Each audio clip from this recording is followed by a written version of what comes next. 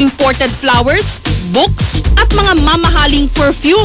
Hindi na halos mabilang ang mga na-order ni Zodiac mula sa internet o ang shop online na tinatawag. Pero kahit minsan, hindi siya naglabas ni Singkong Duling. May mga resort kami, let's say, sa Davao. Mga tourists usually nandun. Usually, ang bayad nila agad credit card. So, may database yun nandun. So, kung may kilala ka doon, yun yung pinakamadaling makuha mo yung credit card. Mga credit card holders sa ibang bansa ang biktima ng kanyang mga illegal na transaksyon sa internet. 80,000 piso na ang halaga ng kanyang ninakaw mula sa mga ito. Planado ang kanyang mga kilos, bagamat hindi ito gaanong sophisticated.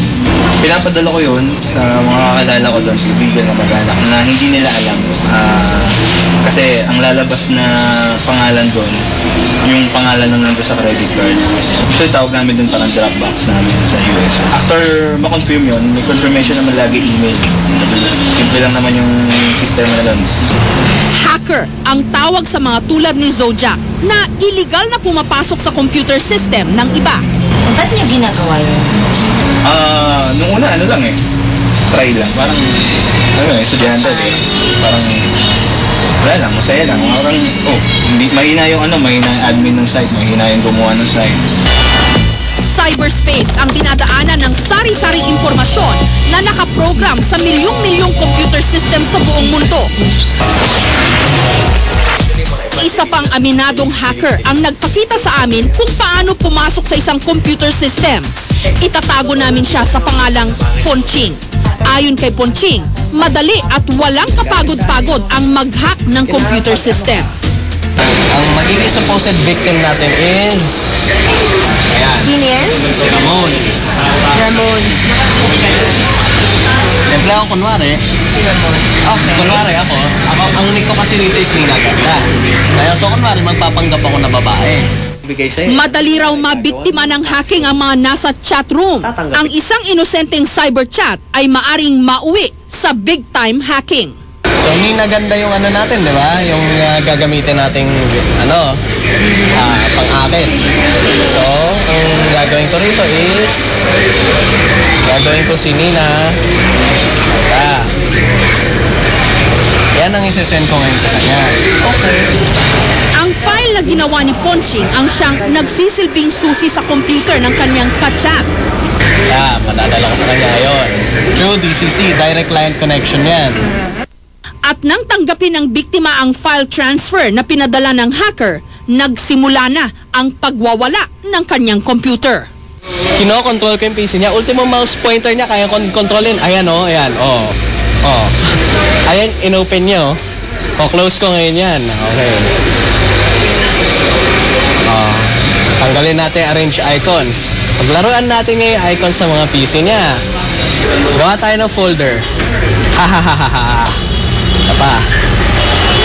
I am inside your PC. Hehehehe. Makikita nyo actually sa screen niya yan. May lumilitaw na folders ngayon sa sa screen niya. Pwede rin natin tignan dito. Ayan I am inside your PC. Walang takot si Ponching sa kanyang ginagawa. Wala raw siyang ebidensyang iniiwan. Kaya wala ring pruweba ang mga otoridad kung sakali siya'y mahuli. Patay. Ang ipinakita ni Ponching ay isa lang sa maraming paraan ng illegal na pagpasok sa computer system ng iba. Matatanda ang noong year 2000, hinuli ang isang computer student dahil sa I love you virus na ikinalat sa internet. Umabot sa 10 bilyong dolyar ang danyos o damages na ginawa nito sa Amerika. Sumali sa investigasyon ng Federal Bureau of Investigation o FBI. Pero naabsuelto ang suspect ng virus dahil nung panahong yon, wala pang batas ang Pilipinas sa mga internet crimes. Crimes of the future ang bansag ng mga otoridad sa mga krimeng ginawa sa internet. Ang National Bureau of Investigation, sometime in the year 2000, ay nagpapadala na sa Federal Bureau of Investigation about the investigation of white-collar crimes. Ito na nga sinasabi namin noong araw in preparation for the crime of the future, which is the internet fraud, o cybercrimes. Dahil sa ginawa ng I Love You virus, nagkaroon ng batas laban sa mga krimen sa internet. So parang MBI after the I Love You virus ay nakapag-file na siguro ng mga 8 to 10 cases regarding hacking or violation of the credit card law. May nakatalagang parusa na mula sa 100,000 pesos pataas at pagkakulong mula 6 na buwan hanggang 3 taon ang mga mahuhuling hackers.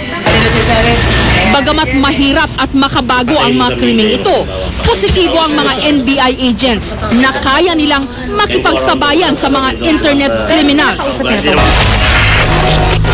Ayon kay Jerry, isang computer analyst, araw-araw may virus o bagong computer program na ipinapanganak sa buong mundo at wala pang kisap mata.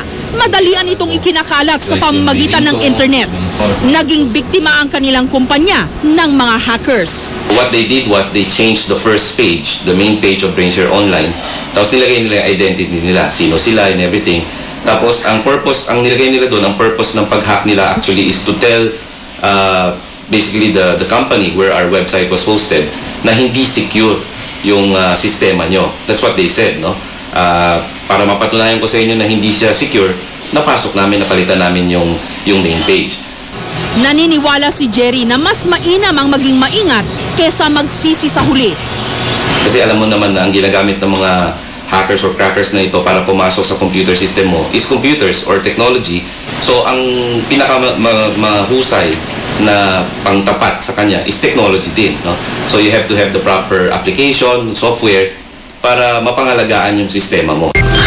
At dahil konektado ang lahat ng computer sa buong mundo sa pamamagitan ng internet, hindi rin malayong kahit sino, malaking kumpanya man o maliit na tao lamang, kayang-kayang biktimahin ng mga hackers.